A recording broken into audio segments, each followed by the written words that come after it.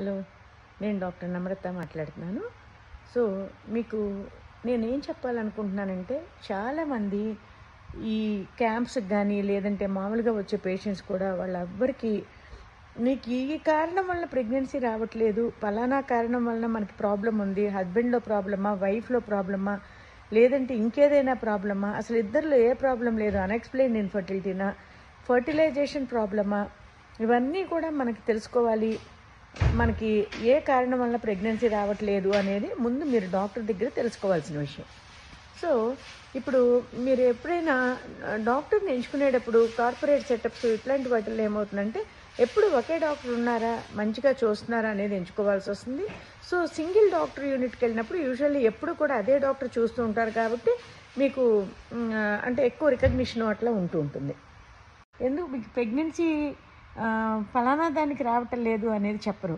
గర్భసంచి చిన్నగా ఉందని కానీ, లేదంటే గర్భసంచి బిడ్డని పట్టుకోలేకపోతుందని కూడా మనకి చెప్పరు. గర్భసంచి చిన్నగా ఉంది, లేదు బ్లడ్ సప్లై తక్కువగా ఉంది, లేదంటే మీ ఇద్దరికి అంతా బాగానే ఉంది కానీ ఎందుకు రావట్లేదో ప్రెగ్నెన్సీ అనేది తెలియట్లేదు అంటారు. ప్రెగ్నెన్సీ రాకపోవడానికి కారణం 10 ఏళ్ళు, 15 ఏళ్ళు, 8 ఏళ్ళు, 9 ఏళ్ళు రాకుండా ఉండదు కదా. ఏ కారణము లేదనుకోండి 100% ప్రెగ్నెన్సీ వచ్చేస్తుంది. కాబట్టి మీరు అక్కడ కరెక్ట్గా కారణాన్ని తెలుసుకోలేదు అనేది అర్థం అనమాట.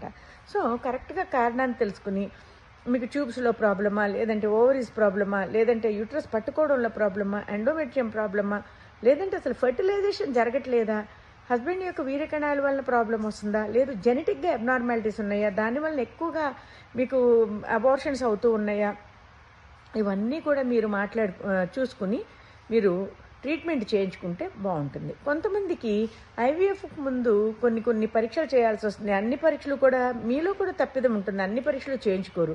ఇవి వద్దులేండి మాకు ఐవీఎఫ్ చేసేయండి అంటారు. ఐవీఎఫ్ అలా చేసేస్తే అయిపోదు.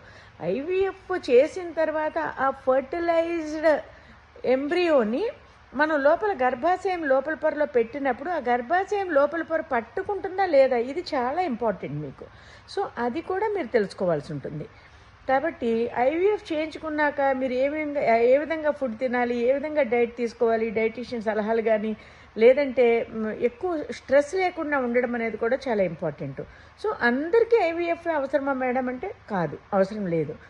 మీకున్న రీజన్ బట్టి ట్రీట్మెంట్, సింపుల్గా మెడికేషన్తో కూడా చాలామందికి ప్రెగ్నెన్సీస్ వచ్చేస్తాయి. కానీ మరీ 8 ఏళ్ళు, 9 ఏళ్ళు, 10 ఏళ్ళు ఉంటే, 10 ఏళ్ళు అయిపోతే మ్యారేజ్ అయ్యి మీ హస్బెండ్కి ఏ ప్రాబ్లము లేకుండా ఉంటే, మరి మీకు ఏ ప్రాబ్లం లేకుండా ఉంటే డెఫినెట్గా మీకు ఫర్టిలైజేషన్ అయిపోవాలి, బిడ్డ డెఫినెట్గా రావాలి. అలా కాకుండా ఇంకా ఏదైనా వేరే ప్రాబ్లమ్స్, మీకు తెలియని ప్రాబ్లమ్స్ ఉంటే మాత్రం కరెక్ట్గా చెప్పగలిగే డాక్టర్ దగ్గరికి వచ్చి మీరు ఒక సెకండ్ ఒపీనియన్ తీసుకుంటారా, లేదంటే కొన్ని టెస్టులు చేయించుకుని మీరు తెలుసుకుంటారా, ఇవన్నీ కూడా మీకు చాలా చాలా ఇంపార్టెంట్ అయిన సజెషన్స్ నా నుంచి.